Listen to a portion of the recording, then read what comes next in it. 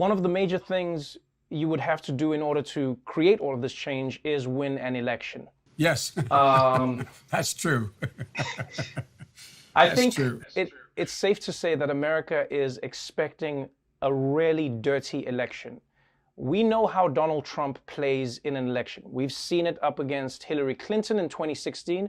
You know that he holds no punches. You know that he will punch below the belt. You've often said that you plan to be the president who brings America back together, but how does that play into the way you'll run your campaign?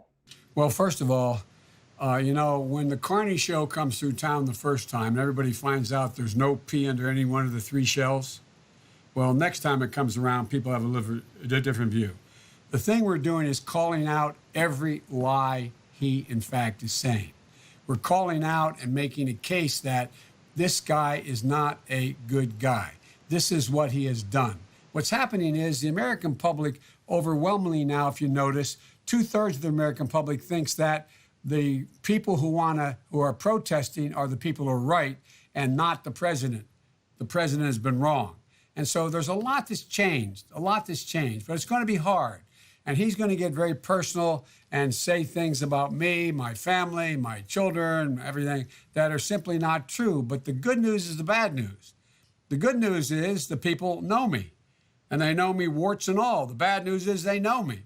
And so he's not going to be able to make things stick that aren't already real weaknesses on my part. And I have weaknesses for real. What do you think some of those weaknesses are? Well, I'm not going to advertise, no. But one of the weaknesses are because I always say what I think. No one ever has suggested that I don't mean what I say. Sometimes I say all that I mean, and that gets me in trouble. And sometimes it does. I get it. And my old stuttering days occasionally come back, and I find myself talking like that. And so, I sometimes make political gaffes. But you know the old expression, a gaffe in Washington is a politician telling the truth. The America's place in the world has been damaged significantally. The next president's going to inherit a world in disarray, number one. Number two, at home, we are a divided nation in a consequential way. I've spent my whole career, and the one thing people give me credit and blame for is bringing both sides together, coming up with principled compromise. And so the two things, the reason I'm running, both those issues tend to be in my wheelhouse. Doesn't mean I'm going to get them right. I'm going to make mistakes.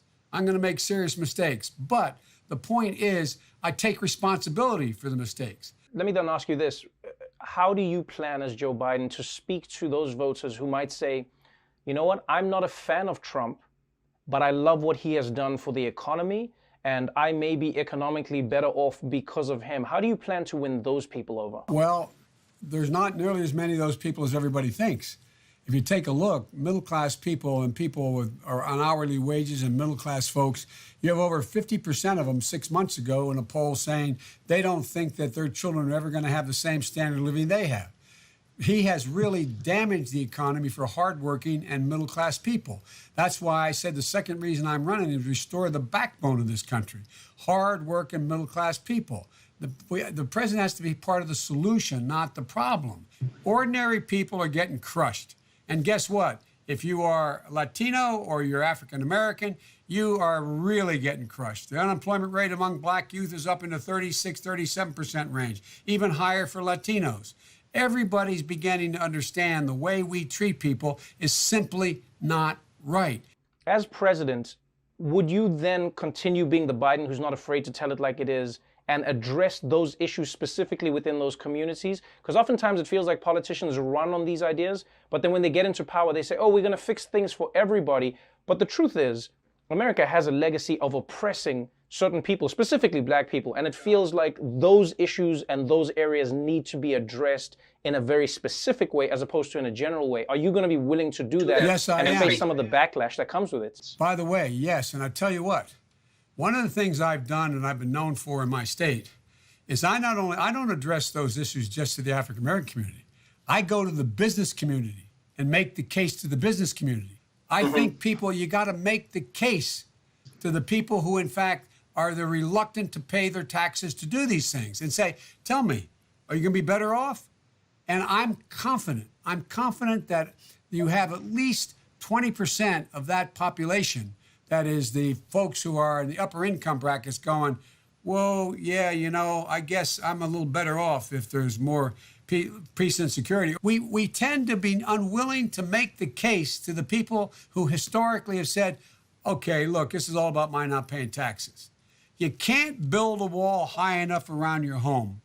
You keep pollution out. You can't build a wall high enough around your home to keep peace in the neighborhood. You can't build a wall high enough around your home to see to it that you have a safe place to move around the country. I mean, and I think we got to make the case to the very people who say they're opposed. And the last point I'll make is, the people who voted for Trump out of frustration, high school educated people who are busting their neck, they're the neighborhoods I come from. That's where I come from, in Scranton, Pennsylvania, and Claymont, Delaware. They're the people I grew up with. They understand. And I think they know me. That's why I think the polling data is demonstrating that they know I will do what I say and respect them.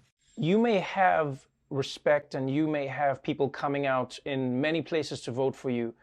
But as we saw in Georgia just yesterday, if those people's votes aren't counted and if those people don't get the opportunity to vote, then your entire campaign may be moot.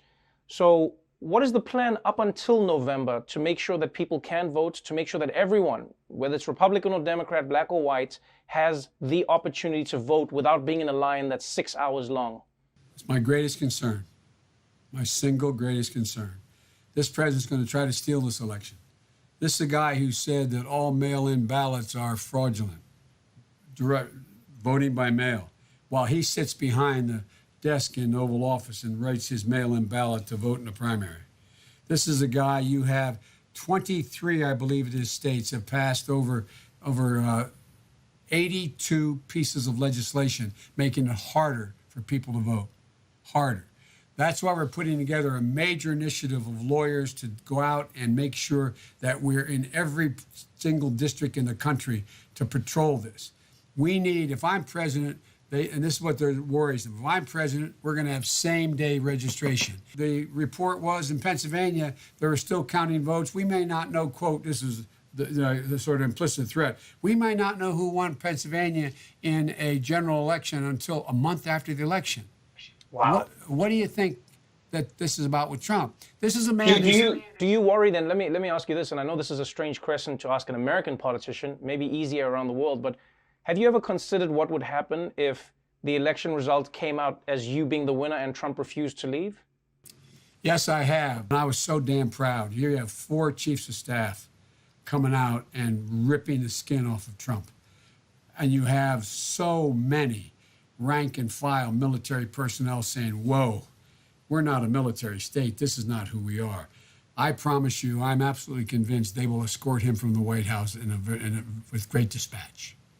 There are many people who have taken to the streets now. There are many black people, but there are many white people marching with them. There are many young people who say, we need a revolution. We need to see a change in this country. I know as Joe Biden, you've often pitched yourself as the person who is going to bring the people together and the person who's going to transform things as opposed to just a revolution.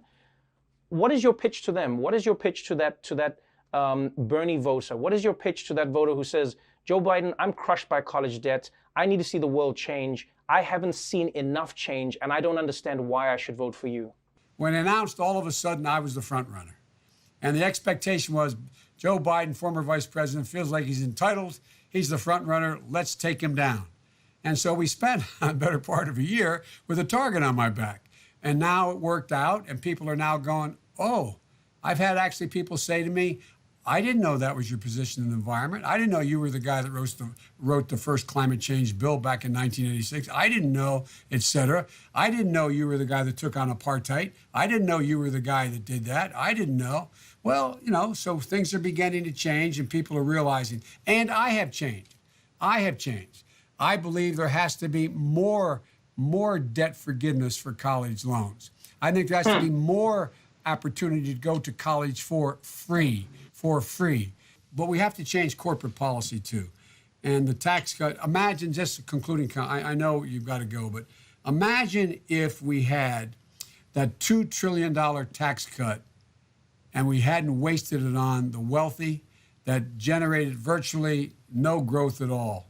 No growth at all, according to most of the conservative think tank. Imagine if we had that $2 trillion back when we were calling for it and say, we're going to use that to educate people. We're going to use that to reduce student debt. We'd be a different country. Leadership matters. Leadership matters. My final question to you pertains to the race. You've been really tight-lipped and you've played your cards close to your chest about who your running mate could be. People have thrown out names, Stacey Abrams, Kamala Harris, Elizabeth Warren, etc. I have a pitch for you. Last time you teamed up with someone who was half African, half white, and things went very well for you, Mr. Vice President. And I've looked at my contract and I've seen that nothing stops me from being Vice President of the United States. Were you born in America? I don't think that's an issue, to be honest, for Vice President. It is, unfortunately. Otherwise, I'd be asking you. Mr. Vice President, thank you so much for your time today. You'd make good luck on the rest of your journey, and please pass my regards to the Dr. Biden. I will, and thank you very much for having me. I hope you'll have me on again.